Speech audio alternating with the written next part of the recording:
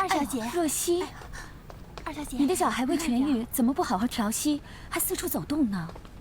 不碍事，上次已经涂过药了，已经好多了。真是要多谢4阿哥和13阿哥他们，改天就去登门拜访，拜谢他们。谢了，上次已经谢过了，不用再麻烦了。这是基本礼数。就那么大点事儿，两位爷应该不会放在心上。要是让嫡父亲知道，恐怕会小事化大。你就是这么爱耍赖。你的聪明是这样用的？哎，姐姐，是你的信，为什么不看啊？读信的太监今天没来，先搁着吧。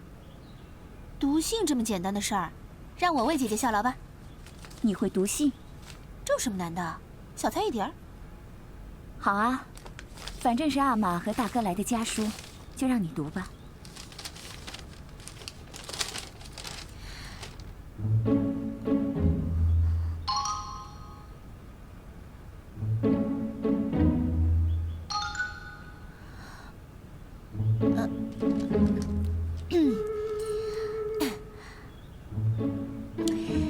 自若兰一览，兹其者久不通函，至以为念。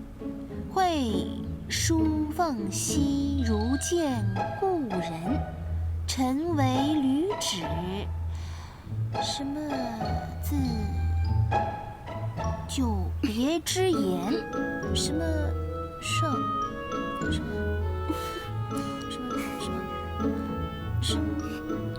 什么呀？还有神马？没有，姐姐。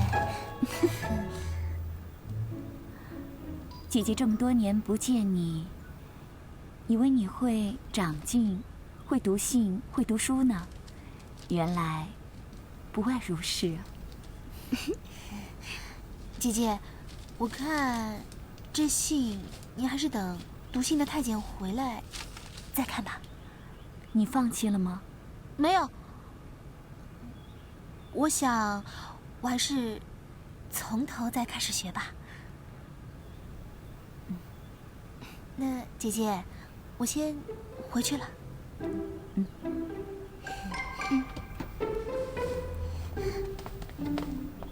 萧萧梧叶送寒声，江上秋风动客情。只有儿童挑促织，夜深篱落一灯明。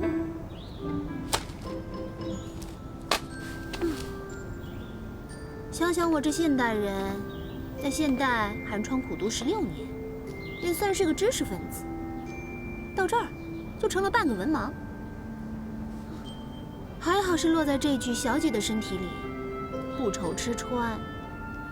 要不然，岂不是要活生生饿死我这个手不能提、肩不能扛的人呢？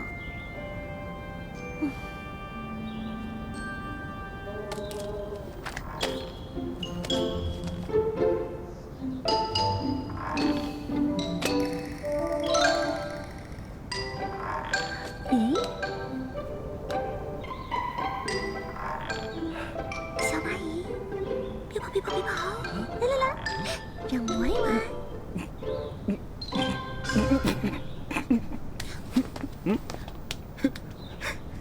8爷吉祥，10爷吉祥。起来吧，看你这鬼丫头的样子啊，我还以为有什么好东西呢。看来我是太看得起她了。让你看得起，也不见得是荣幸。读宋词啊？是。在玩蚂蚁呢，只不过是摆了一副读书人的样子罢了。你这小子，在我面前装大爷。你没听过“一花一世界，一叶一菩提”吗？啊？我看的是蚂蚁，可又不是蚂蚁。师弟，你要好好读书了。草包就是草包，一句话就叫你成了哑巴，对不上嘴。你看佛经？经常听姐姐念，会一些。确实念得很多。求的只是心平气和。八月话中有话，心思缜密。如果你是老板，一定是老板中的老板。这些字儿你全都认识啊？认识。我认识他们，他们不认识我。不过我们正在彼此熟悉中。八哥，你瞧他说的。你怎么让自己认识他们的？猜的。啊，这样也行啊？那我们全都不用请先生来，猜不就行了吗？走了。哦。哎，我们去遛马，你去吗？遛马？对啊。好啊。走啊。这